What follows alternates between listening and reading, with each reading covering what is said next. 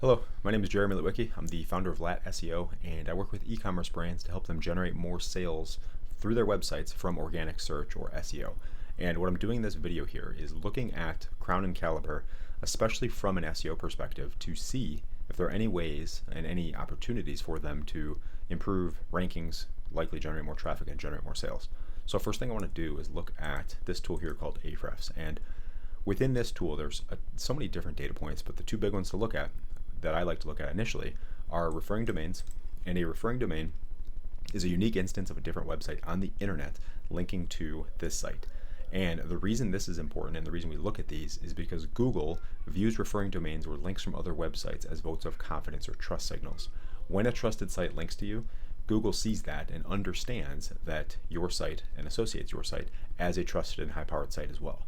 And generally, as you get more referring domains, your DR, or domain rating, tends to increase as well. DR is on a 0 to 100 scale and basically lets us know how strong or how authoritative your site is, and also gives us an idea as to what kind of competition we have and how strong or how difficult a keyword or phrase will be to rank for. So that being said, let's look at some keyword data here.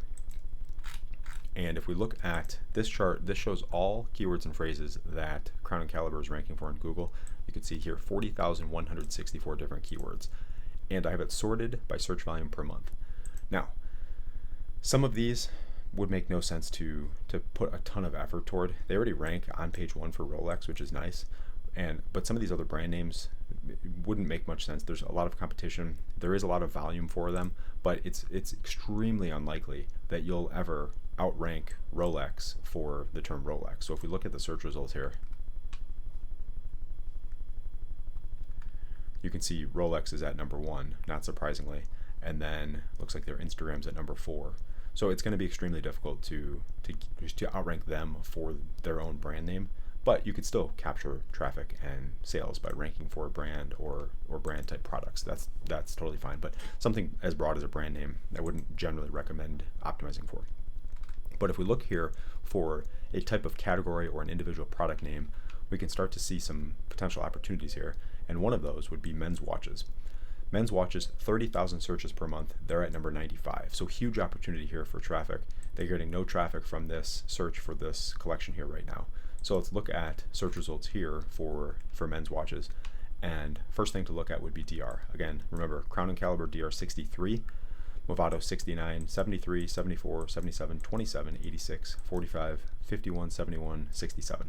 So they're in the ballpark and actually higher than some of these results on page 1. So that, from just a quick view, lets us know that this is a keyword we could potentially compete for based on the current strength of the domain.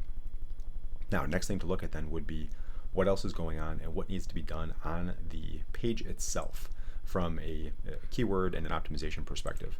So if we look at the page here, it looks like let's just confirm. We'll do an inspection. And what I'm doing here is I just right click on the browser here, or within the window, and then I go to inspect. And what this does is pulls up a big code output here on the right side that shows all the code on the website, and we can inspect different elements to see exactly what's going on. So this, I'm highlighting over men's luxury watches right now. This shows that this is the H1, and H1 from an SEO perspective is generally the most important keyword or topic on the page, and from a design perspective, generally it's the title or the largest text on the page. So this, what they're telling Google basically is this page is about men's luxury watches, which is good. That's what the page is about. But if we we can also view the source to see different HTML elements and different SEO elements as well. So if we look at the source of this page to see the code, and I'll zoom this in so you can read it better, and we look at the title. So what is the title of the page?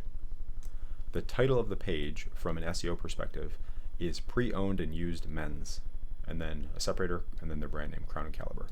So there's no description here that these are men's watches. Same thing if we go to the description, their description, and this is what they're telling Google. So they're telling Google the title is pre-owned and used men's, and they're telling Google the description or the content on this page is about the following: buy and sell authentic used men's at Crown and Caliber. Find the best prices on pre-owned and used men's. So again, nothing about watches within the title or description. They do have it in the H1, which helps them there, but big opportunity to better optimize that page from that perspective. Next thing to look at then is this tool here. This is Surfer SEO. I use this a lot in my videos and when looking at data for clients to determine what needs to be done from an optimization perspective, specifically with content on the page. So if you haven't seen my videos yet, what I do in this tool and what this tool does for us is we put a key phrase in here, like men's watches, then we put the URL in for the site we want to optimize for or rank better for this key phrase, and this gives us a range of the top 5 ranking sites for a number of different ranking factors to let us know what we should do on this site to help them rank better. And it gives us ideas for content density, keywords here. You can see men's watches, different opportunities here from a keyword perspective. And then the other opportunities it gives us is content length, keywords in the body, H1s, titles, things like that, and gives us an idea as to what competitors are doing so we can reverse engineer and then improve and do better. So exact keywords, it recommends to add 1 to 8 exact keywords in the body text. It recommends to add 1 exact keyword in the H1, like I just mentioned, 1 exact keyword in the title. And these are all big, very important optimization factors and can play a big role in making it easier for you to rank. So these are definitely things that should be cleaned up. Now, one other opportunity here I'm seeing is with the URL. So the collection, crownandcaliber.com/collections/men's, it would make it easy to rank if you had men's watches as the collection, because you have built a brand on watches, understandably, but having watches somewhere in the URL because you don't have that in your brand name would again make it easier for you to rank and easier for Google to understand that's what this page is about.